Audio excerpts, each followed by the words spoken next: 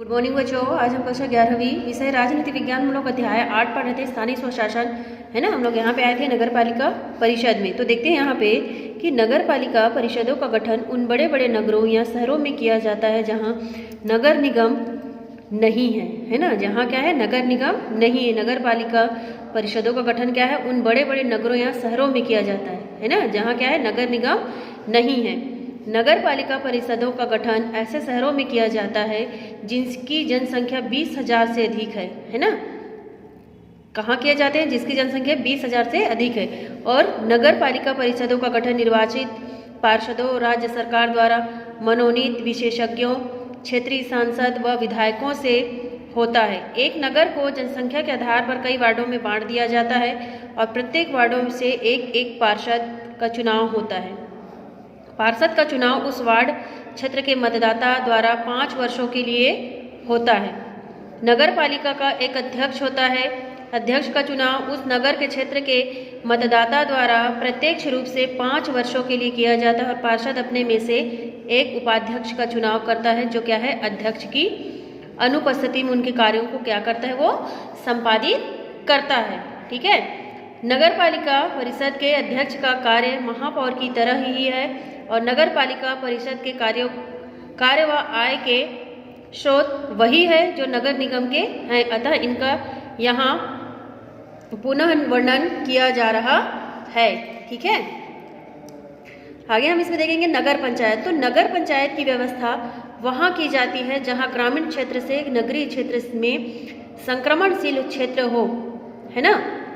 नगर पंचायत के सदस्यों को पार्षद कहा जाता है। क्या कहा जाता है, पार्षद। और नगर पंचायत के प्रधान को अध्यक्ष कहा जाता है।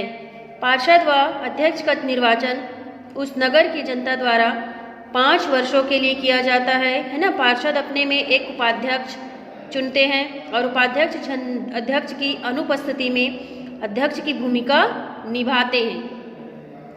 नगर पंचायत के कार्य व आय के स्रोत वही हैं जो नगर निगम के हैं।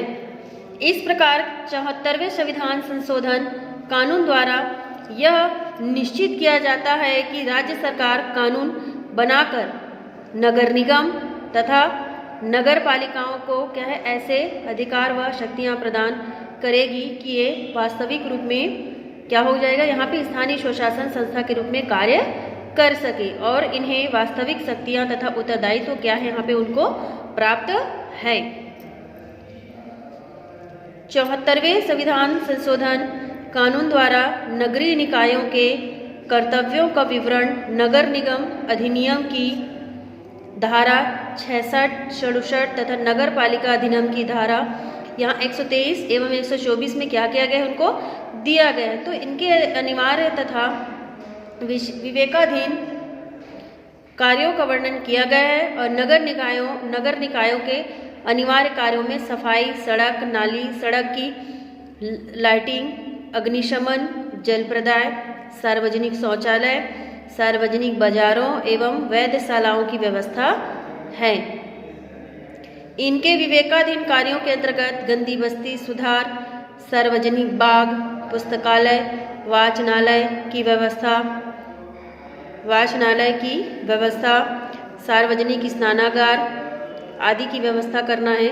इनके अतिरिक्त भवन निर्माण, आर्थिक एवं सामाजिक विकास योजना, नगरीय वानिकी, पर्यावरण संरक्षण, समाज के कमजोर वर्ग तथा विकलांगों के हितों की रक्षा करना है ना। भवन निर्माण की अनुमति, जीर्ण शीर्ण या अतिक्रमण वाले मकानों को गिराना, आवारा पशु नियंत्रण, सार्वजनिक अतिक्रमण को हटाना तथा गंदगी फैलाने वाले को दंडित करना आदि कार्य भी नगर निकायों के हैं, है ना। कोई भी अगर गंदगी फैलाते हैं सड़कों में, नालियों में या सार्वजनिक स्थानों में, तो उसके लिए नगर निगम उसके लिए क्या करती है, एक दंड का प्रावधान वहाँ पे रखती है। इस प्रकार क्या है, नगरीय निकायों के कार्यों की सूची बनाना बहुत कठिन है।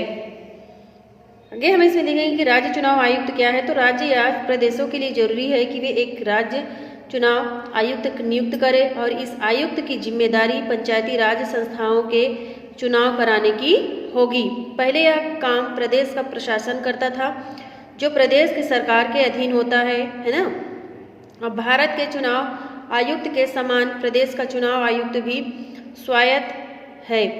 बहरहाल प्रदेश का चुनाव आयुक्त एक स्वतंत्र अधिकारी है, उसका अथवा उसके कार्यालय का संबंध भारत के चुनाव आयोग से नहीं होता, है ना।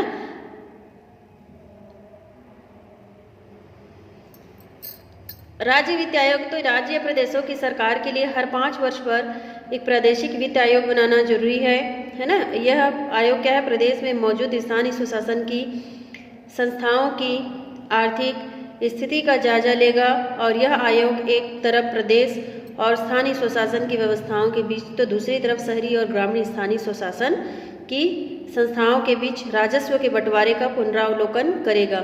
इस पहल के द्वारा यह सुनिश्चित किया गया है कि ग्रामीण स्थानीय स्वशासन को क्या किया जाए, स्वशासन को धन आवंटित करना राजनीतिक मसला ना बने।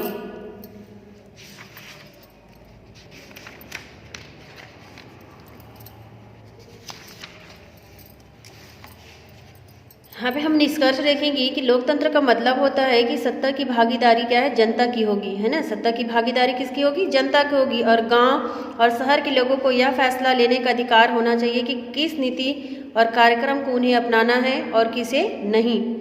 स्थानीय स्वशासन के संबंध में जो कानून बने हैं वे लोकतंत्रीकरण की दिशा में महत्वपूर्ण कदम माने जाएंगे, लेकिन लोकतंत्र की असली परीक्षा कानूनी प्रावधानों में नहीं बल्कि इन प्रावधानों को अमली जामा पहनाने में होती है।